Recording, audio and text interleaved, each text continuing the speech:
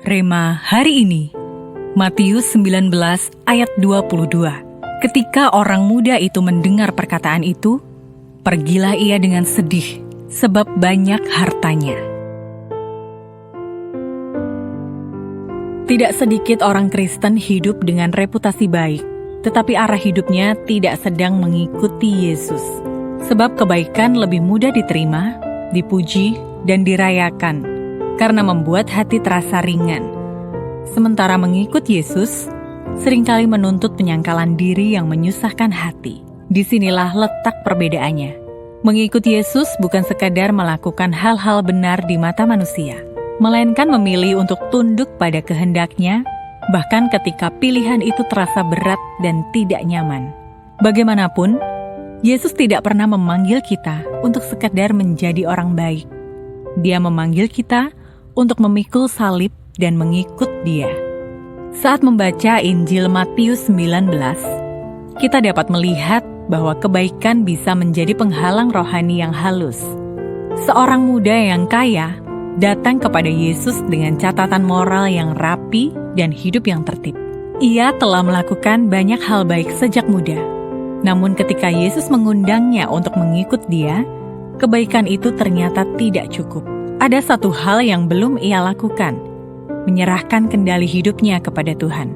Kemudian ia pun pergi dengan sedih, bukan karena ia jahat, melainkan karena ia tidak siap meninggalkan zona amannya.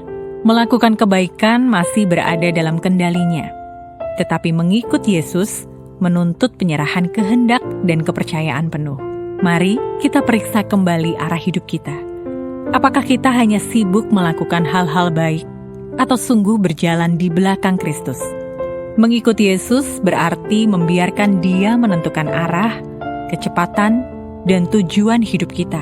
Kebaikan tanpa ketaatan dapat membuat hati merasa benar, tetapi hanya ketaatan yang membawa kita semakin dekat dengan Tuhan dan rencananya. Yesus tidak mencari orang yang sekedar aktif, tetapi murid yang mau taat dan setia sampai akhir.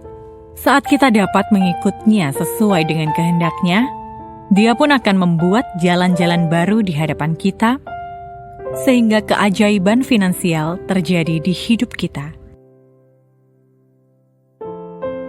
Apakah Anda lebih nyaman dikenal sebagai orang baik daripada sebagai murid Kristus? Mengapa demikian? Menurut Anda, mengapa melakukan hal baik tidak sama dengan mengikut Yesus? Bagaimana Anda dapat mengikut Yesus dengan sungguh-sungguh, bukan hanya sekedar berbuat baik? Tuhan Yesus, kami rindu bukan hanya berbuat baik, tetapi sungguh mengikut Engkau. Tuntun langkah kami dalam ketaatan yang utuh. Di dalam nama Tuhan Yesus, kami berdoa. Amin. Melakukan hal-hal yang terlihat baik tidak sama dengan mengikut Yesus.